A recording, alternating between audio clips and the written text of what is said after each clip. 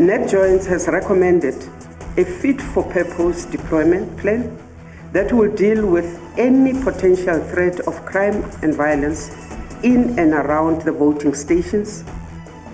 Iqhiza labaphathiswa elijongene nokhuseleko lithembisa abemi beli ngonyulo likazwelonke olukhuselekileyo luza kubanjwa kule nyanga izayo.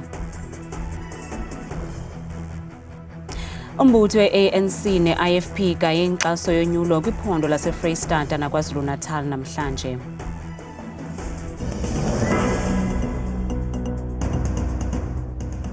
Sinamkele kwindaba zethu ngokuhlwanje andaba ndodwa ndaba nophumza sikhumba noyitolikyo limi lwezandla Bhotani Mzontsundu. Iqhiza labaphathiswa elijongene nokhuseleko kweli lithi liqulela ligangatho ukulungiselela unyulo lenyanga ezayo likazwelonke kwaye liqinisekise abemi beli ukuba baza kukhuseleka ngomhla wonyulo. Umphathiswa wezokhuselo unkosikazi Thandi Modise uthi amapolisa aza kube phume ngobuninzi kuzo zonke izikhululo ekuza kube kuvotelwa kuzo ukunqanda ulwaphulo-mthetho nokugrogriswa kwabavoti. Eli qhiza labaphathiswa belinika ingxelo kwabendaba ngamalungiselelo walo onyulo luzayo. Alufikanga lugalelekile unyulo lukazwelonke nolujongwe ngabomvu ngabemi beli. Namhlanje ke iqhiza labaphathiswa elijongene nemicimbi yokhuseleko kweli lifakene umlomo namajelo endaba nalapho liye laqinisekisa ukuba zonke izinto zime ngonina ukulungiselela umhla wonyulo. Batyityimbiselwe umnweke abo baza kuphazamisana nonyulo kwaye kuthiwa baza kulicula elandincamisayo. Based on the threat and crime pattern analysis, NetJoins has recommended a fit-for-purpose deployment plan that will deal with any potential threat of crime and violence in and around the voting stations and national and provincial result centers. Unkosikazi Modise uthi soze zinyamezeleke izenzo zolwaphulo-mthetho ngomhla wonyulo nasemva konyulo nakakade. Our Constitution guarantees the right to freedom, the right to safety, and the right to be free from all forms of intimidation. Ukanti umphathiswa wamapolisa umnumzana Bhekicele uthi kuza kutyalwa amapolisa amaninzi kwizikhululo zovoto ezingama-500 nezikwiindawo ezitshotsha phambili ngolwaphulo-mthetho kweli. Out of 23,700 voting stations, we do have about 500 of them that are on the high risk, which means we are putting our eyes firmly on those. We have worked with the IEC, we have those that are giving us problems. We are having protests almost every day, service delivery, and that cannot be stopped but should be monitored and be done between law. Kusenjalo umphathiswa wemicimbi yezekhaya ugqirha Aaron Motsoaledi uthi isebe lakhe liza kuqhubeka nokwandisa amaxesha walo okusebenza. All Home Affairs offices will open as long as voting stations are open. Any person who might have a mishap with their ID, either it get lost the day before or they get mud or burns in fire or floods, etc., will have a right to go to any Home Affairs office to collect what we call a TIC, Temporary Identification Certificate, which the IEC accept for voting purposes. Eli qhiza labaphathiswa likwavakalise ukuba zonke iziganeko zolwaphulo-mthetho ezayamene nonyulo ziza kunikwa ingqalelo ezinkundleni. Mongameli we-ANC Mnumzana Cyril Ramaphosa namhlanje uhlabe ikhwelo ekhuthaza uluntu lwaseQwaqwa eFreystata kuba livotele umbutho we-ANC ngomhla wama-29 kuMeyi. Uthe lo mbutho seluhambe indima ebonakalayo yaye usezakuthi gqolo usebenzela uluntu loMzantsi Afrika. Emva kwemibhiyozo yokuphawula inkululeko kweli izolo, umongameli Cyril Ramaphosa uthe kuyamonwabisa ukuhambela iphondo laseFreystata apho inkaba ye-ANC ikhoyo.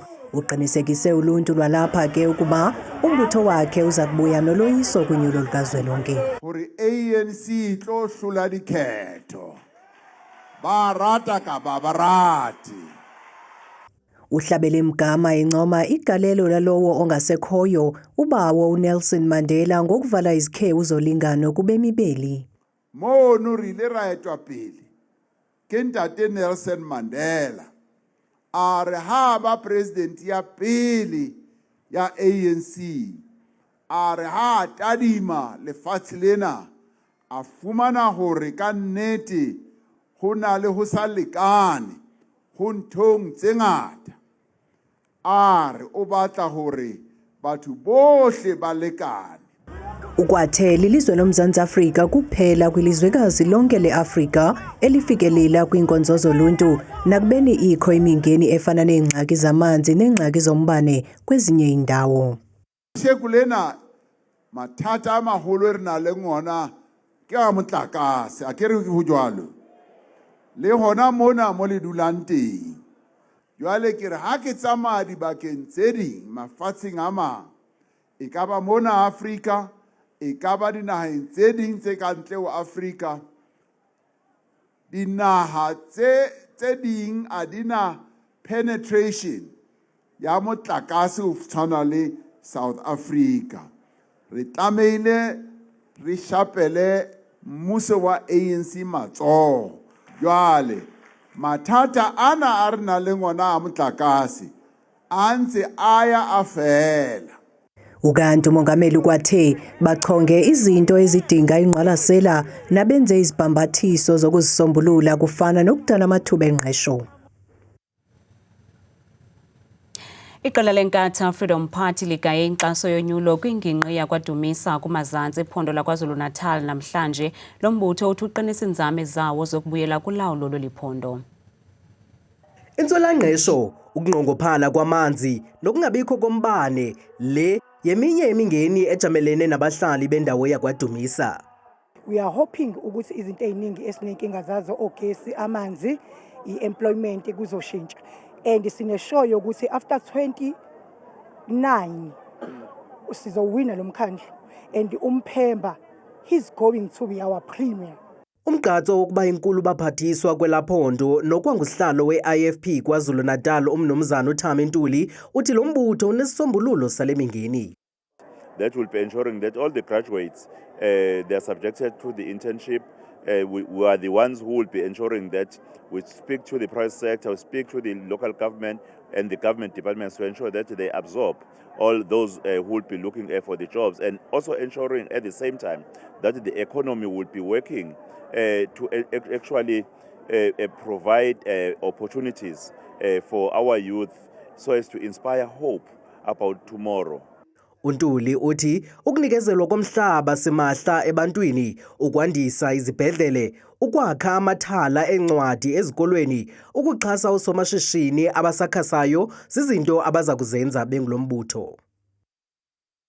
Kusenjalo nanjengoko amaqela ezopolitiko exhoma amaphekepheke wovoto kwizitalato ezahlukeneyo kwiidolophu zamaphondo eli, iqela lezopolitiko iNkatha Freedom Party lijongene nengxaki yokususelwa amaphekepheke walo kwizithili zeliphondo laseMntla-Ntshona. Inkokheli yeliqela kweli phondo uThemba Gwabeni ithi oku kunefuthe elibi kwezezimali kulo mbutho. We are talking in the region of about 200 posters that have been removed. So it's quite a substantial number. In one area in Sitlopo, it's almost the whole stretch of a 60-kilometer road. And its cost implications for the party itself. So we are worried. Ityala lolwaphulo-mthetho livuliwe kwisikhululo samapolisa iLomanyaneng. uGwabeni ukholelwa ekubeni lo mkhwa ubangelwa ngumsebenzi omhle owenziwe leli qela kweli phondo ukulungiselela unyulo lukazwelonke. Obviously, we are the only threat. But we don't want to preempt who is behind this thing. Because we know we have called on our communities to check and inform us on who really are, if there is their children, who is sending them, why IFP posters. Kusenjalo, ikomishoni yonyulo eMntla-Ntshona ihlabe ikhwelo kumaqela ezopolitiko ukuba anyamezelane. We are appealing to everybody in this country, voting age or below voting age to respect the will of political parties to campaign freely. Ukanti amapolisa athi asenza uphando ngokuphathelene nokuthulwa kwalamaphekepeke okuvota. Unikezelwe ngokusesikweni unokontraka kubahlali belali eziphakathi ku-R61 ukuya uMango ehluleke enqeleni eMpuma Koloni emva kothotho lwemigushuzo. Abahlali kule mimandla benyanzelisa urhulumente weliphondo ukuba adaqalise isigaba sesibini sokwakhiwa kwendlela yetha. Umphathiswa wezothutho kweliphondo umnumzana Xolile Nqatha uthi basiqhawula isivumelwano sentsebenziswano nonokontraka wokuqala kuba wasilela ukuzalisekisa isibhambathiso sengqesho. Lo msebenzi otyabule urhulumente i-546 yezigidi zerandi uzawudala amathuba engqesho. Tsikinoya yanaba. Ngama-48 zizonke iikhilomitha umgama ufakelwa itha. Isigaba sokuqala esili-16 saqosheliswa. Abahlali bavathinja baqhankqalaza emva kokuba unokontraka obezawuqala isigaba sesibini esoyisakala kuqala umsebenzi. Okokuqala nje xa besifuna le ndlela siye sahamba nzima ngokuba sithi kuba sivile uba sinelungelo kwakhelwa indlela yetha into yona kwacaba ayideskize. Sasuka kwasekuqaleni ke sawutoyitoya uze isuke phaa eNtlaza izoma apha kule ndawo imekuyo kwaMahlanza. Njenganangoku ke nangoku siphinde sathabathe satoyitoya kuba siyifuna isuke phi, siyifuna isuke kwaMahlanza iye ehluleka apho kuthiwa iyakhona. Namhlanje umphathiswa wazise ngokusesikweni omnye unokontraka kwiholo ebeligcwele limi ngembambo kwenye yelali ezawuxhamla inquba. Zonke ilali apho uhamba khona umgaqo zizawuxhamla ingakumbi abantu abatsha. Sinethemba loba uzovuleleka ii-opportunities zemisebenzi because sihlela sisebenzi. Mhlambe apha ethena kuzotshiwo uba kufunwa umuntu ona-30 or 35 because iyasibetha laa nto kuthiwa 30 or 35. Kukho abantu abafundileyo abangasebenziyo abangapha kwe-35. Umphathiswa wezothutho ke uvakalise udano ngokusilela konokontraka ogqothiweyo lisebe ngenxa yokusilela ukwenza umsebenzi. Watsho esithi oko akuzubatyhafisa bengurhulumente ukunika ithuba oonokontraka abantsundu. Sinexanduva ke singulorhulumente uba sizame ukuguqula leli candelo le-construction kubekho abantu abamnyama. Yiyo le nto isidanisayo kakhulu xa umuntu omnyama belinikiwe ithuba bajike basidanise ngolu hlobo. Kodwa ke kweli xesha sikulo ngoku kuba utreasury, provincial treasury uyekile sawenza wonke umsebenzi apha ngaphakathi ngeekomiti zapha kwa-transport. Utreasury ke ngowenza le nto kuthiwa yi-due diligence. Ujonga bakala nebakala uba liyanjwe kakuhle na nojonga isakhono esekhampani. Sinethemba ke uba le khampani izawuwenza umsebenzi ngendlela esinqwenela ngayo nabahlali abafuna ngayo. Isigaba sokuqala sokwakhiwa kwe-16 leekhilomitha sagqitywa ngempumelelo yinkampani uRamdel. Kuzamthabatha inyanga ezingama-45 unokontraka ukuqoshelisa umsebenzi wokwakha itha ezawuthi xhaxha ngolwandle nendawo yolondolozo lwendalo. Kulindeleke ukuba lukhule ukhenketho kudaleke namathuba engqesho. Kwiindaba zethu kuChannel 163 ngokuphathelwa yiNewsroom Africa, Ndinguntsiki Noyiya ehluleka engqeleni.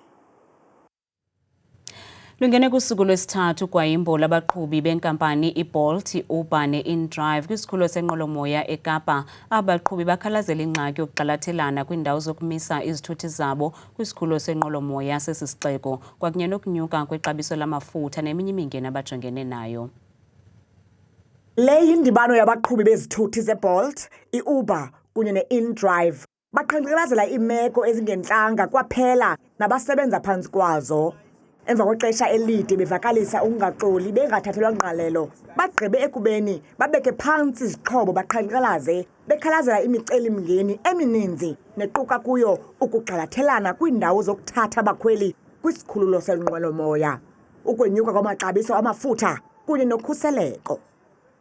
The delay of the drivers leaving the parking area, waiting area to go pick up is supposed to be 3 minutes, but it can take almost to 15 to 20 minutes of the driver to go there, which is making a loss to the drivers on the side of the business. And also the conflict that is taking place here, because this lot is for 100 cars, but the cars that parks here every day is more than 200 and to even 350 cars that comes here every day for pickups.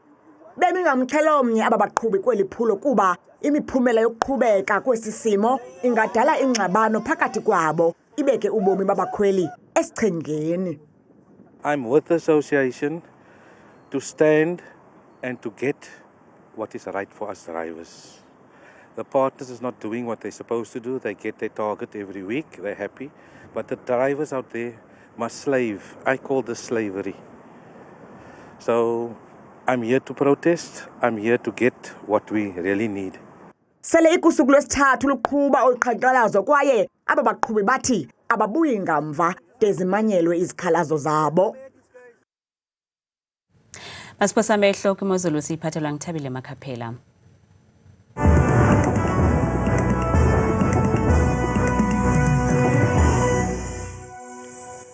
Enkosi kakhulu wethu mamqwathe deskeni yakho yendaba abantu kubuyise nawe mbukeli wam apha ekhaya ndikwamkela kaloku bethuna kulam iqonga lemozulu mna kaloku ndikuthabile Makhaphela uMamthembu. Namhlanje langomso nantsi bethuna imozulu.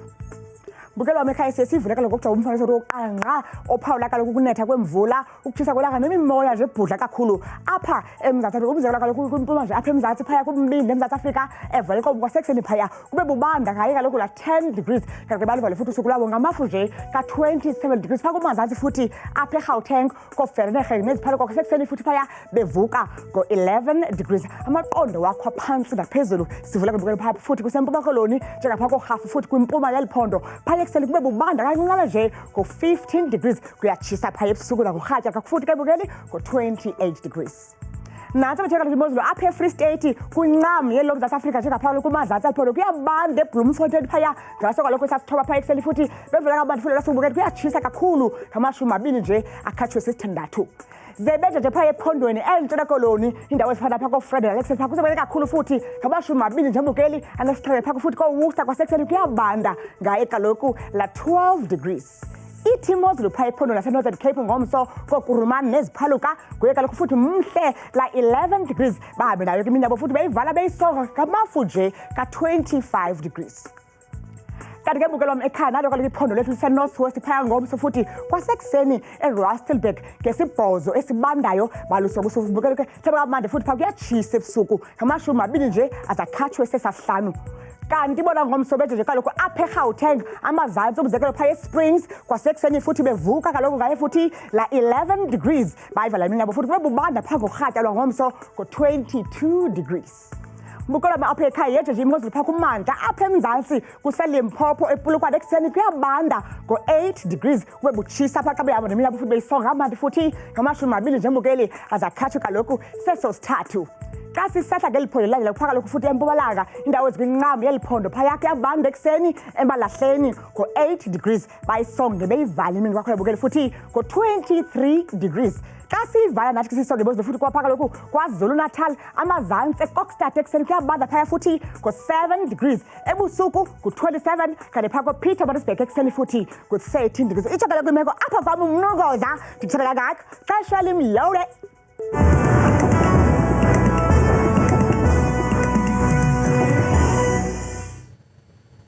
Mbukeli ungawafumana la manqaku namanye kwiqonga lethu leYouTube @indaba zethu 163 kamnandi mawethu.